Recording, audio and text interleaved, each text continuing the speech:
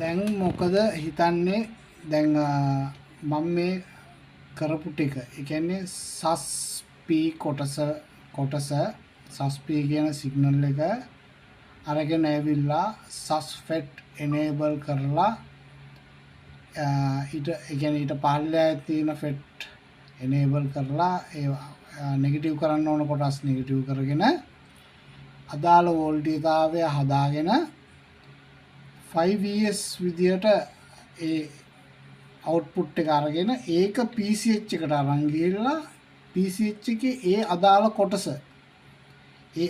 කොටසින් ඒ කියන්නේ PCH එකේ එක සෙක්ෂන් එකක්. ඒ සෙක්ෂන් එකට ඒ වෝල්ටේජතාවය අරන් ගිහලා ඒ සෙක්ෂන් එකෙන් ඉස්සරහට ඕන සමහරට ප්‍රොසෙසර් එකට එහෙම නැත්නම් වෙන මොකටද යවන්න ඕන කරන වෝල්ටේජතාවය යවන්න මේ අවශ්‍ය කරන සිග්නල් එක පාස් කරගන්න පුළුවන් මේ සස් කතන්දරේ හරහා පාස් වෙනවා මේ සස් කතන්දරේ හරහා බැරි වෙලාවත් මෙතන ෂෝට් එකක් වුණොත් මේ ෆෙට් එකක් ගියොත්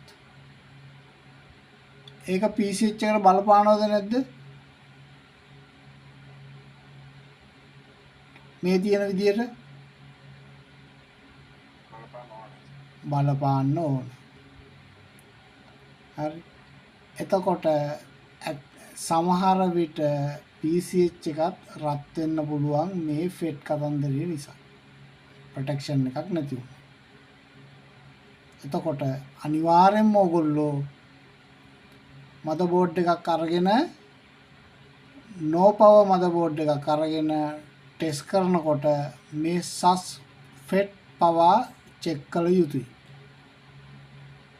මේකේ අදහස සම්පූර්ණ අදහස ඕකයි. වර්කින් ප්‍රින්සිපල් එක කිව්වා වැඩ කරන විදිය ගැන අදහසක් දුන්නා. ඒකත් ඔළුවේ තියාගෙන ඔය ෆෙට් වලින් වෝල්ටේජ් ටික එන විදිය දැන් චෙක් කරන්න පුළුවන් නම් මදර්බෝඩ් එක දැන් අතේ තියෙනවා නම් ස්කීමැටික් එක අතේ තියෙනවා නම් දැන් චෙක් කරන්න ගන්න. චෙක් කරලා බලන්න. බලලා හරිද නැද්ද කියලා කියන්න. හරි